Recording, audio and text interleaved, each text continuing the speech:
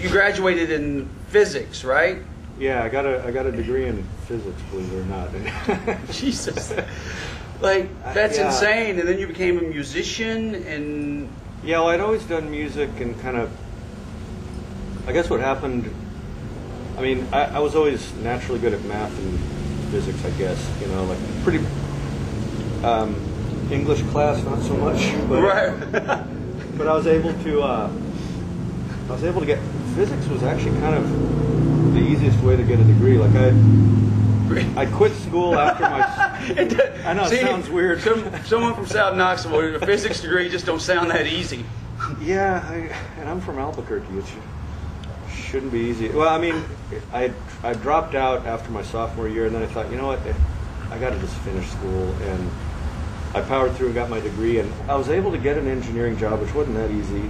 And I was so happy I had the job, and then after like a week or two into it, I'm like, oh, God, man, it's just like, so this is it. I'm going to be 50, and I'm going to be in these cubicles and do it, and which kind of became the inspiration for Office Space. But right. I had always been a musician, actually, and I kind of was doing that part-time. But what I guess what I hadn't figured out, like all the jobs I'd had before graduating were like washing dishes or whatever, and I had a ton of jobs, but those jobs you can daydream while you do it. Right. But when you're doing something like engineering, it occupies your whole brain and your soul, and you can't think about other shit. Right. That's what I wasn't ready for. And then, so then I was a musician after that for like 5 years before the animation thing started. I'd actually... What were you, bassist?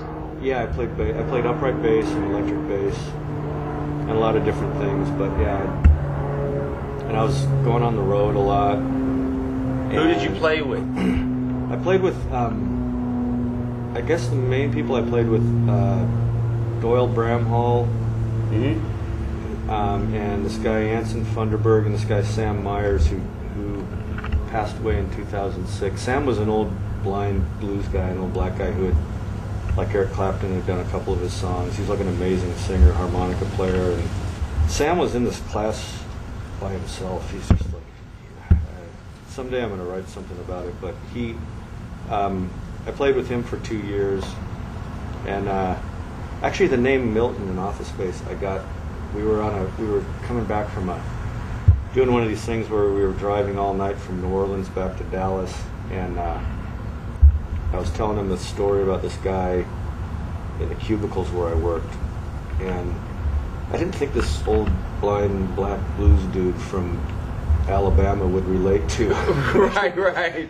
But somehow this was cracking him up, and he was kind of doing the voice himself. And then when we pulled up to his apartment, I just looked up, and he lived on Milton Street, and I just said, that's where I got the name. Anyway. That's awesome. So how long you were a musician for 6 years? And what were you doing? Were you an engineer at the time when you set the sketches into MTV for Beavis and Butthead? No, I was actually my plan was to go back to, and I did. I went back to graduate school at UT Dallas, and I was going to become a math teacher. Because I figured maybe I could tolerate that, and so I was dead set on doing this animation thing. Right.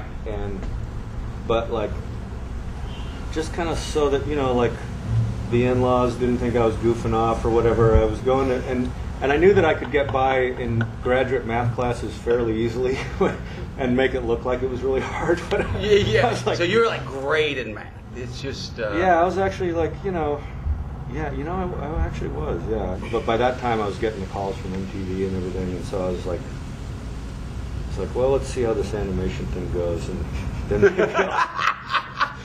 keep that door open. But I don't, it's like, I think it was Nick Lowe that said, like, the best time in your life is right before you're about to become really successful.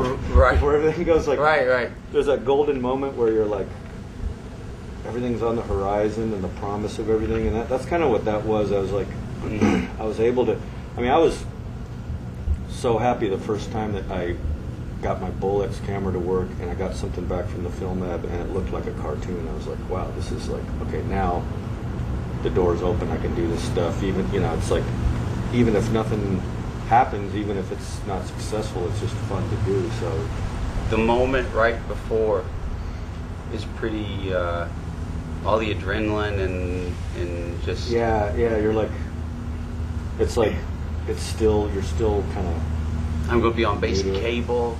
yeah.